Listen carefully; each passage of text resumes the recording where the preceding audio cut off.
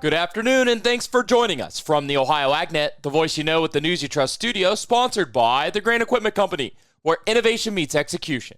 I'm Joe Everett. Looking at the calendar, join us on Monday as Dusty visits with the Meristem staff from the Commodity Classic. Now looking at some of your agricultural news headlines. Well, the EPA allows expanded E15 access in 8 Midwest states. The Environmental Protection Agency says it will uphold the current April 28, 2025 implementation date for the year-round use of E15 and E10 in 8 states. The action provides certainty for fuel suppliers and expands consumer access to year-round E15 in Illinois, Iowa, Minnesota, Missouri, Nebraska, Ohio, South Dakota, and Wisconsin. EPA Administrator Lee Zeldin says this underscores EPA's commitment to consumer access to E15 while ensuring a smooth transition for fuel suppliers and refiners. The approach provides certainty for states that are ready to move forward with the year-round E15 while also accommodating those states that requested additional time. The EPA intends to consider granting requests for a 1-year delay for those states seeking additional time for compliance. Any state requesting a 1-year delay must notify the EPA in writing no later than today, February 26th. Congress is negotiating a plan to allow for this permanent year-round sale of E15 nationwide. Let's check in with Joel Panorwood for an update on fungicide. Talking with Adam Byrne, FMC Technical Service Manager, and we're going to be talking about specifically their fungicide Xyway, which is pretty unique in that it is brought on at planting. The one thing we definitely know about tar spot is it's here to stay.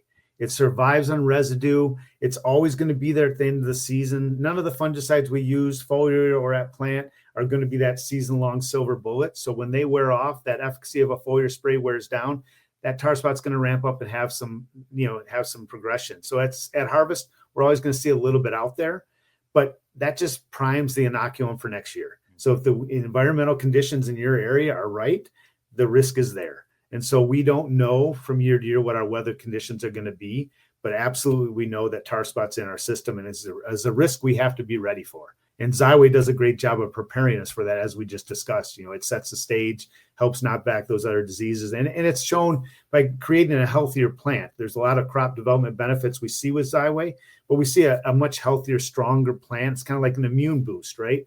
Going into that infection period, it's holding off that onset of tar spot, maybe up to 10, 14 days, giving you a little bit more window to respond and just holding off that progression. So we hear from growers and retailers region-wide that they just feel that their Xyway plots are just holding off that tar spot, not responding as fast, which is a great advantage for the growers. More information at FMC's website, I'm sure. Yeah, www.ag.fmc.com. There you go.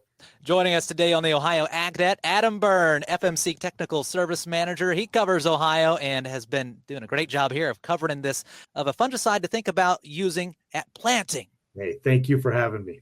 Thanks, Joel, for the update.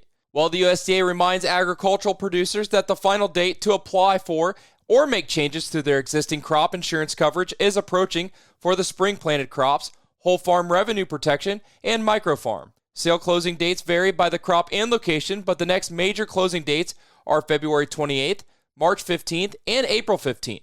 The USDA's Risk Management Agency lists the closing dates in the Actuarial Information Browser under the Dates tab. Producers can also access the RMA Map Viewer tool to visualize the insurance program date choices for acreage reporting, cancellation, contract changes, earliest planting dates, and other important details.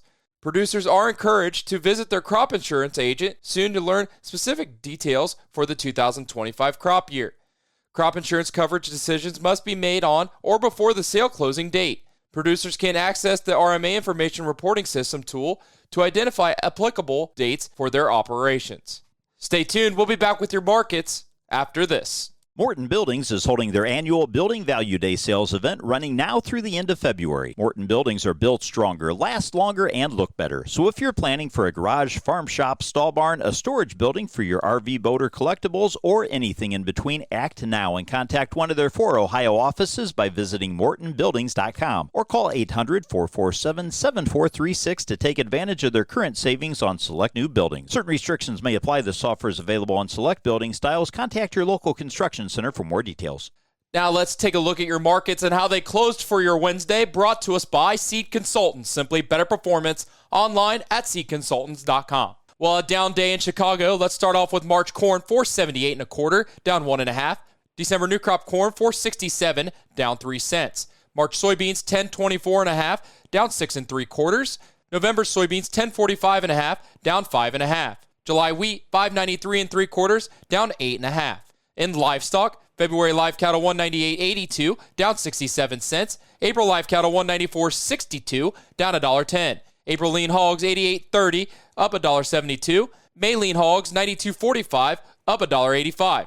April feeder cattle 273.52, down 27 cents. May feeder cattle 271.82, down 50 cents. March class 3 milk 18.89, up 19 cents. Have a great rest of your day, everyone, and thanks for joining us. I'm Joe Everett, and this is the Ohio AgNet.